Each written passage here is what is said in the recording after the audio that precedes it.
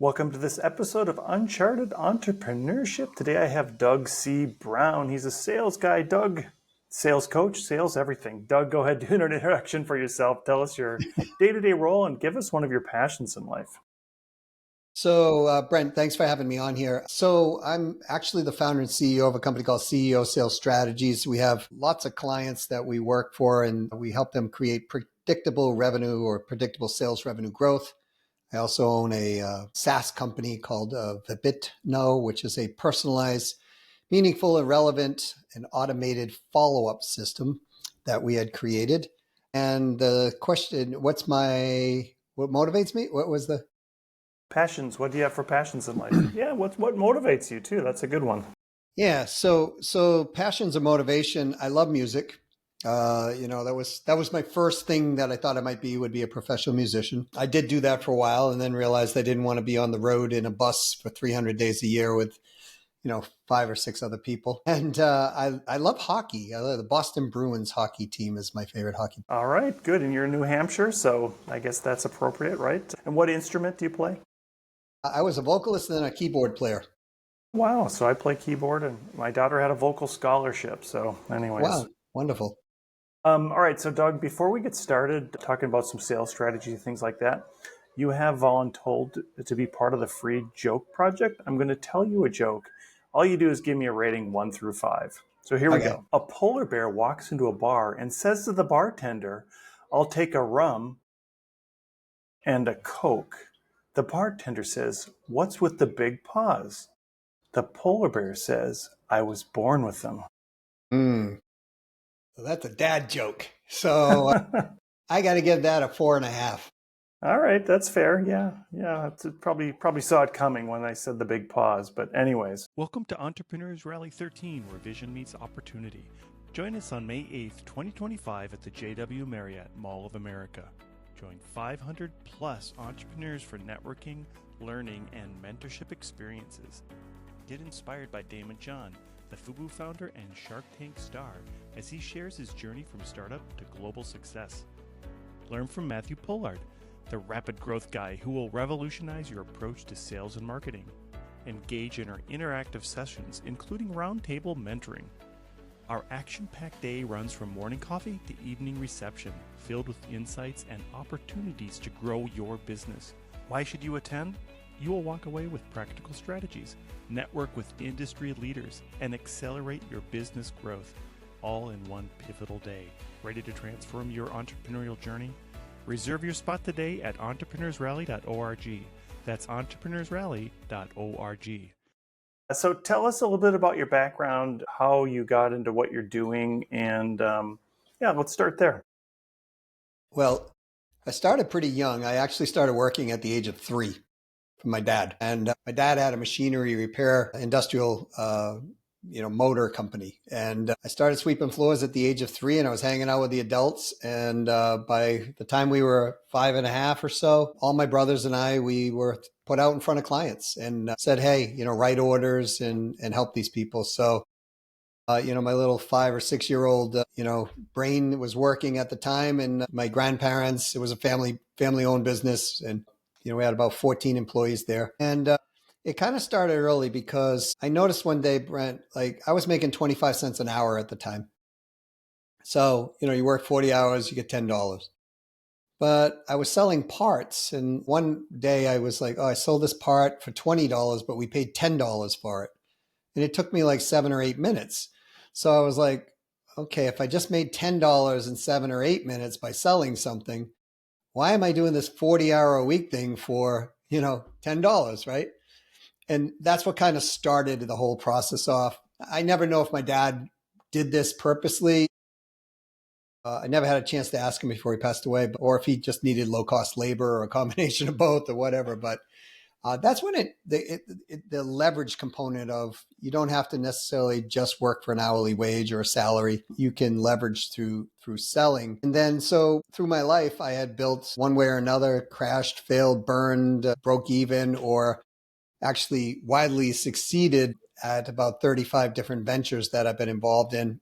And one of them I was fortunate enough to be part of that grew up to, we sold it for $2 billion. And so I started focusing on what I was doing within that company, which was sales revenue growth. So helping companies actually grow their revenues through the sales teams, through the sales process. And over time, I dialed in a methodology which is focused on a math-based formula and a metrics-based formula. So we can predictably and reliably show people if they want to grow by 142%, we can show them that. If they want to grow by 26%, we can show them that. And then we help them install that plan throughout their company. Yeah, I mean, that's such good experience. I had a company where it took me a while to hire my first salesperson, and then it took me even longer to kind of quantify what they had to do to meet those goals. And then when I sold the company, it was harder to explain to new management that, hey, your goal of getting to 200% growth with no output of spending or whatever that thing is. Talk a little bit about those numbers, because I equated directly with I'm going to get so many leads and so many of those leads are going to convert, and some of those leads are just going to be bogus. And there's a whole number portion of that has to be involved. So talk a little bit about how you came about that. Yeah, so lead quality is definitely one of those things, right? So the first step out of the gate, like if we run the metrics, is, as you said, you're going to get so many leads. So you're going to have so many outbound reaches, right? So even if we have an inbound lead, we count that as an outbound because you still have to talk to the person or you still have to communicate with the person. So you're going to reach out somehow. That reach out rate will equal some connection rate. They see your message. If for example, if we sent a postcard or an overnight mail or something, people look at it and they go, that's a connection. If it's an email, they may not see it. Usually a text message or something, phone call, they usually hear it. So there's a connection rate. So we measure the ratios within these different metrics, right? And so out of that connection rate, you're going to get a response rate. So you said some are good, some are bad. So some of the responses could be good, some of them could be bad, some of them could be neutral, some of them be no response, right? So if you got a bunch of leads and you're reaching out, for example, and there's no response, well, the messaging that one's probably sending out is not resonating with the end buyer. So these metrics and the ratios of these metrics start to tell a story. From there, we're looking at how many appointments do we set? And from there, we're looking at how many closes do we get on that call? Now, there could be sub-metrics like how many appointments actually stayed and kept their appointments. And we look at these metrics, and that will tell us a story. So, for example, if somebody had 100 appointments and 4 people showed up for the appointments, that's telling us a story. The messaging's wrong, the right fit buyer is off, whatever it might be in that case, and we can investigate this. We go from closes to follow-up closes to increased transactional value, to increased buying frequency, increasing new clients from referrals and all kinds of things. But lead quality is one of those things that you can also improve, which will improve a lot of those ratios. So when we're looking at these ratios, we're looking at on daily, weekly, monthly, and we're measuring these ratios as we go along. And then we're putting behind these ratios tactics. So referrals, for example, right? That's a way of getting new clients. So how do we get new clients? Anything that's getting new clients is going to usually require some additional output. And depending on how we manage those ratios, that will allow us to dial in the predictability into that process. So if you have a new salesperson, like you were talking about, you had that person, you had to figure it out for a while. That's not uncommon, right? With sales teams. Clearer on what we want those metrics to be, we now know what we're going after for that sales team member. And so now we can qualify and disqualify the sales team member in just like we would qualify a potential lead in or out. And so the more you start dialing in these metrics and then put behind that action, the tactics, massive prospecting, dialing in the right fit buyer to get better lead quality, conversational sales conversion, follow-up, for example, wrapping follow-up around the process. All of these are supportive mechanisms for the metrics-based plan. And the more you dial this in, the more predictable it gets. And quite frankly, the easier you work. When it comes to the BDRs, the cold calling, I've heard it over the last 5 years that it's dead or it's back, it's dead, it's back. How important is that sort of the business development process and that cold calling that's happening still? Well, cold calling is extremely important. People don't like to do it because they view it as hard, right? Or you're getting rejection, but it's not like you're sending an email and somebody doesn't respond to you, or somebody deletes your email, or they respond back, take me off the list, even though when they're not on a list, right? This is a direct connection amongst human beings, and a lot of people don't like that. So people will say, well, cold calling doesn't work. It works when you have the right fit buyer dialed in and you have the right messaging and you're able to reach that person. And a lot of times reaching that person isn't during certain conventional hours. Like, if you want to get to a CEO, for example, many of them will be in the office at 6:30 in the morning. So if you're trying to reach a high-level CEO, call early in the morning, call Saturday morning, call after hours. They're usually there, right? But a lot of times, people are trying to get in while the masses of other activity that is going on. And, you're hitting gatekeepers and you're hitting all kinds of things. Of course, when you hit the gatekeeper, you got to have a great message for the gatekeeper and allowing yourself to get passed through to the person you want to talk. So cold calling is not dead. People talk about that all the time. Cold calling is an essential feature. Interesting statistics, Brent. The average person who's being pursued expects 3 to 5 phone calls before you actually will give up. And this is, statistics that are measured across the board. And so they're not just looking for email. They're not just looking for LinkedIn. They're not just looking for Facebook or Meta, or Twitter or whatever. We want to use different methodologies to try to figure out what the people want. But if we're clear about who the right fit buyer is and where they hang out and what they do, we can narrow that down to their top 2, 3 desired ways of contact. And one of them, frankly, is cold calling in some cases. They want to hear from somebody. And they certainly, if it's a complex sale or some type of involved sale, they're going to want to talk to somebody. So at one point or another, we have to talk. You talked a little bit about the human part of it and the numbers part of it. This is geared towards people that are in EO, and any person in EO you have to qualify with at least $1 million of revenue. So they're probably at that point. Either they have some sales team people, or they're hiring a sales team. Where do you think that if that person like me, 10 years ago, where I was just taking that leap and I'm going to hire somebody, what are some of the main aspects they should do when they're building a sales team? So the first thing is write a detailed description of what the actual job is. And when I say detailed description, I'm not talking about just a half a paragraph or a paragraph. I want people to sell. I want this, I want that, right? So again, if we take the concept of the right fit buyer, which we call CPM, which is something that we teach, what do you actually want? And what does one actually want them to do? The clearer you are, the folks on the front end about that, the more you now can look for that particular individual. So it's no different than, Brent, if they were dating, right? So let's say that they wanted, I don't know, I'll make this up, a girl who's 5'7", dark hair, blue eyes, has a master's degree and, wants to be autonomous in life, wants to have children, loves music, loves dance, particularly loves folk music, likes Lamborghinis or whatever, right? You're gonna put down all these criteria. Wants to live in a warmer climate, let's say. I live in New Hampshire where it's going to be -4 tonight, so I'm not real happy about that. So you want to create that, but you want to create the description of what that person is going to do. And that has to be very detailed out. This is a big mistake that people make. They don't look at this. Now the question is, who fits that profile, right? That's how you write the ad. You write the ad to attract that and repel the people that you don't want.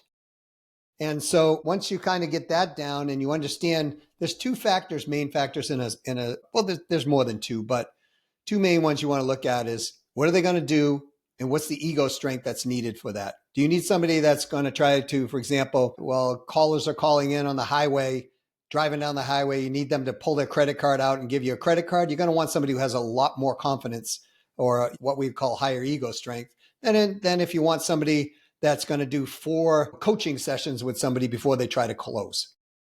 So there's a different profile for the person. So what do we absolutely want? How are you writing the ad?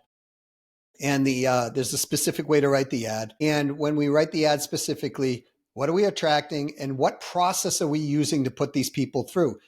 Folks, if you're not using the same process for every single salesperson, you're making a big mistake.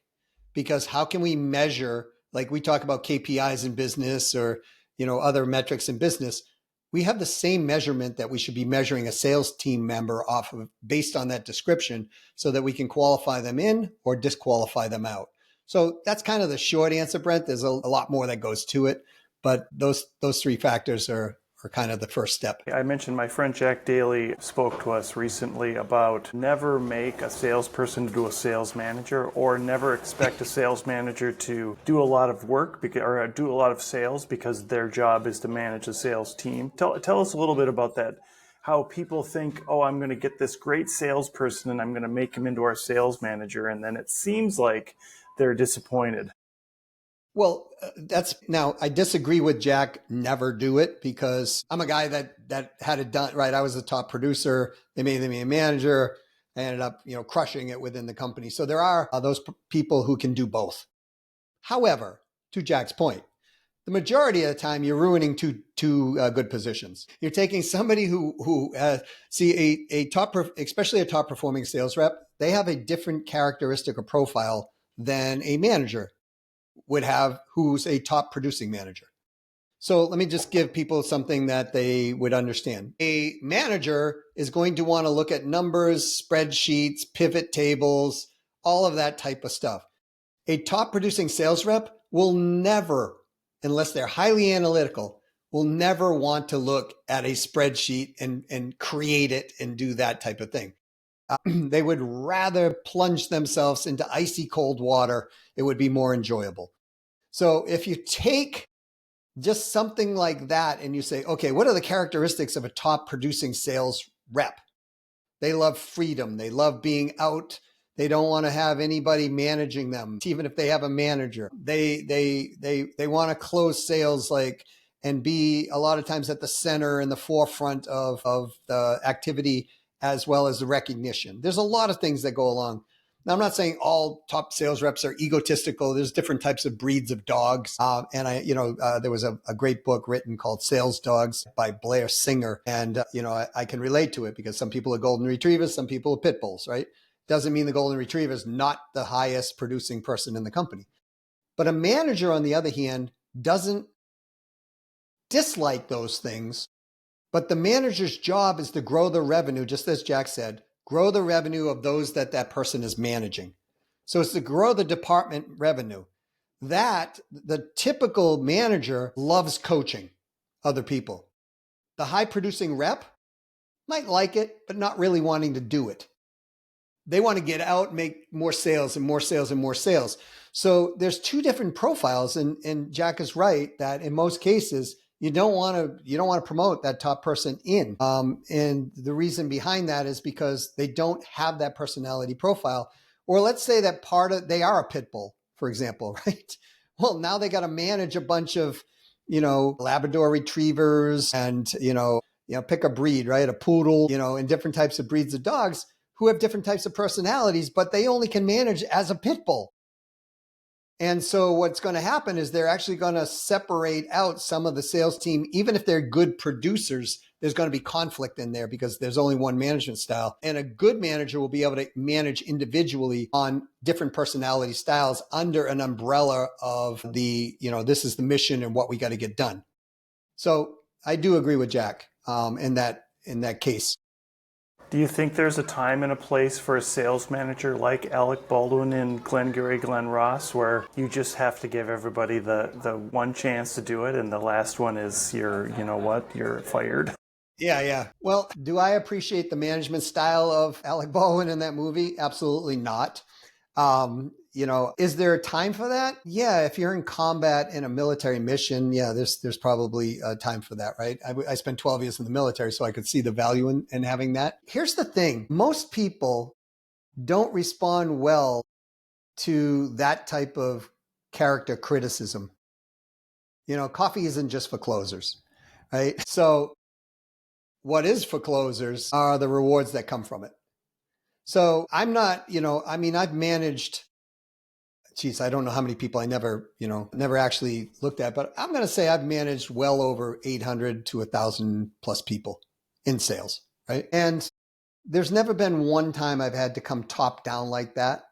And we've had hugely strong producing sales teams. I mean, When for example, I was president of training and sales for Tony Robbins and Chet Holmes and some of their companies. And I had 166 people reporting to me just in that alone.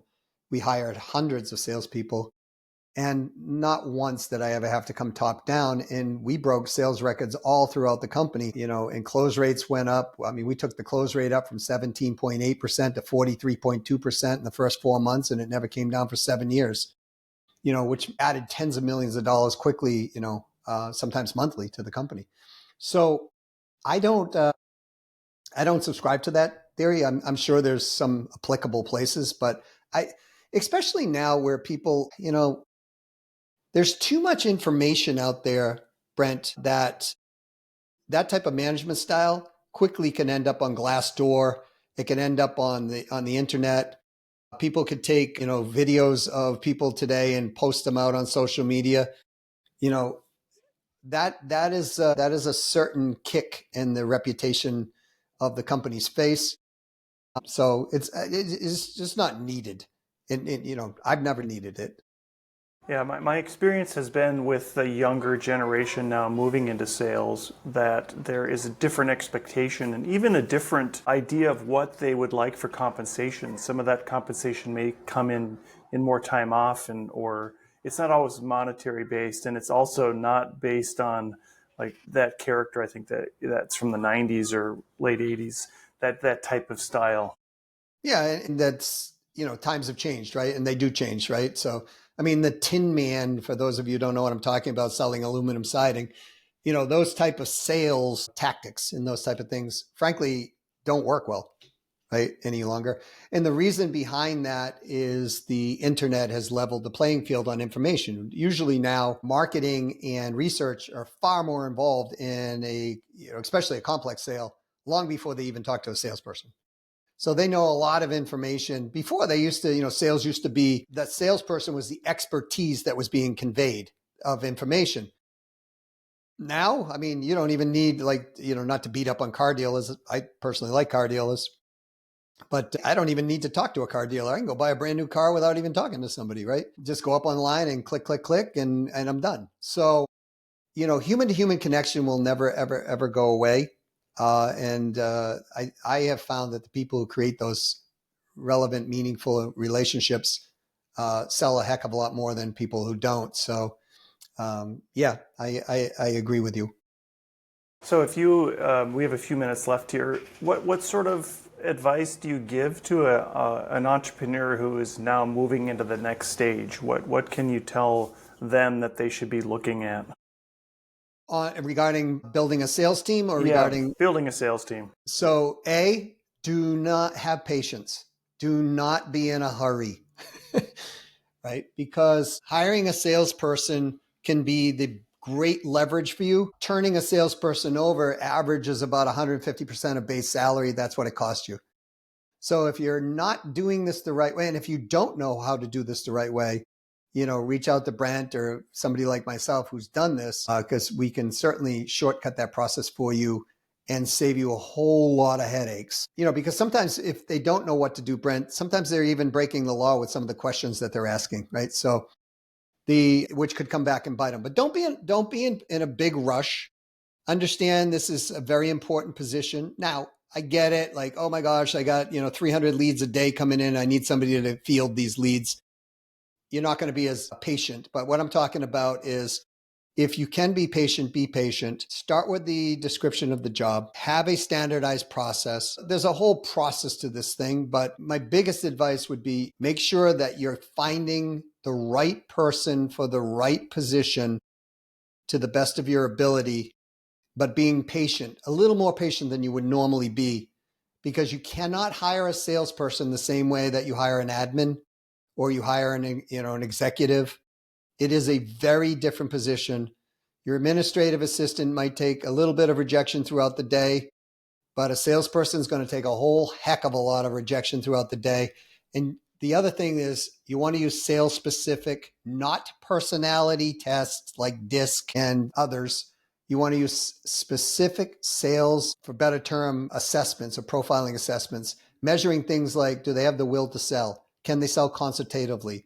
whatever the position is that you're looking for. You want to measure those specifics. Yeah, that's great. I'm going to key in on that 150%. I know that when I was involved in some organizations where the leadership would just see salespeople as a commodity, and when things were down, they would let them go, and then they'd hire a new person. And it always took, not only is it the base salary, but it's that time to get ramped up, that Yeah. and to learn some of the fundamentals of the company that takes time to know. Well, and there's lost revenue there too, Brent, because these people have been working on clients and maybe they've been burning the client, and now you have nobody to go after or even understanding that, right? So it's one of those things that you want to dot the I's, cross the T's, take your time doing. And most entrepreneurs don't have the patience for it. And I got this advice, actually, Jay Conrad Levinson, who was the book series called Guerrilla Marketing. I asked Jay one day, Jay, what's the most difficult thing for people in marketing? He said, patience. I said, well, that's the same in hiring salespeople. He goes, yep. Yeah, there's so many parallels with just counting. I think that people tend to, the first thing they overlook is just measuring your marketing. And then the next thing is measuring your sales and making sure that you have. And I think that's what you're all about, is making sure that you have those measurements and that math in place to make it happen. Yes. Doug, we have a few minutes left. As we close out the podcast, to give everybody a chance to do a shameless plug about anything they want. What would you like to plug today? Ooh, thank you. I appreciate this. So I developed a SaaS product called Vibitno, Vibitno.com.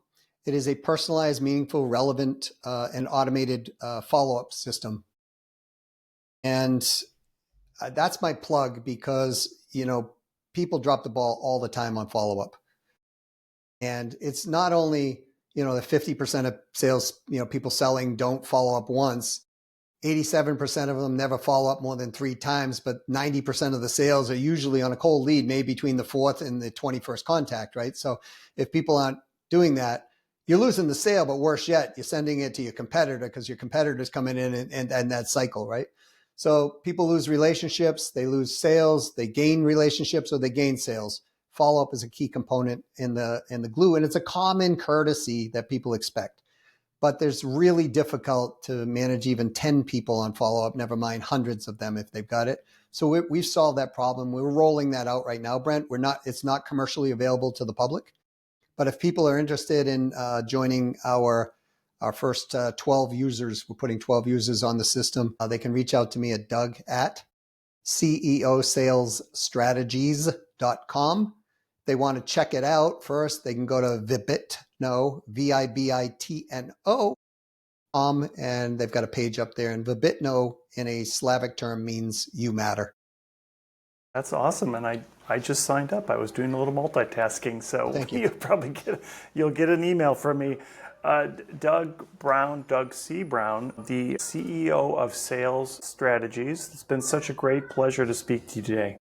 Brent, thanks for having me on, and thanks for recognizing the C, because Doug Brown himself, he is a professional hockey player, was for the Detroit Red Wings, and people sometimes ask me if I'm that guy, and folks, I can't skate to save my soul, so just so you know. There's a Brent Peterson who's a professional hockey player as well, so older. So anyways, I know the feeling. Doug, thank you so much and have a great day. Thanks, Brent. You too. Talk Commerce is a production of Content Basis, LLC. For more creative content, go to contentbasis.io.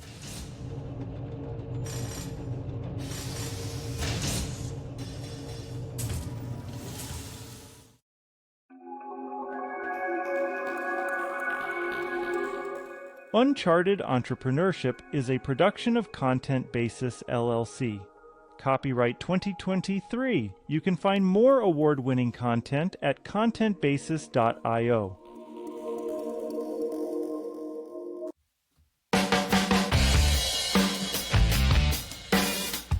And that wraps up the latest edition of Uncharted Entrepreneurship. Bold tales from entrepreneurial trailblazers. I'm your host, Brent Peterson, signing off after an incredible fireside chat with one of our intrepid trailblazing guests. Their first-hand perspective on conquering the unexplored wilds of business is just a taste of the rare wisdom you'll discover from pioneering entrepreneurs on this show. I also invite you to join me each week for insider commentary on the startup scene and digital marketing landscape on my Talk Commerce podcast. You can find Talk Commerce wherever you download podcasts or go to talk-commerce.com. I'd be grateful if you left a review and rating for Uncharted Entrepreneurship to help more bold founders find their way to game-changing insights that empower ventures to transform communities. This is your host, Brent Peterson, signing off for now. I'll see you around the virtual campfire next episode as we embark on another adventure into the great entrepreneurial unknown.